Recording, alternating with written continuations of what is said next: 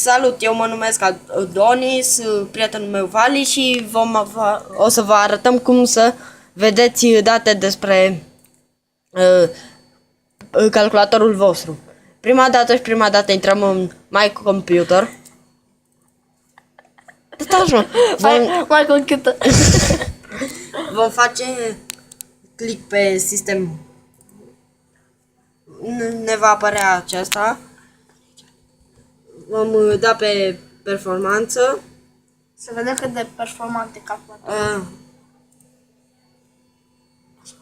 Vom da aici unde este o imprimantă și ne va apărea procesor AMD, memory RAM, gaming, primary hard disk, manufactură, model, total, memory, sistem tip, 64 de biți, nu, total memoria hardului, 37 de giga, cămisars, 5 tera, Dacă ai placă, ce forțe.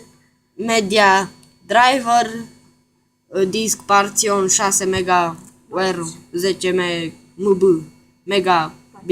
megabytes total avail, dedic display, dacă vreți dăm și mai jos, notes, network, grafic, strog,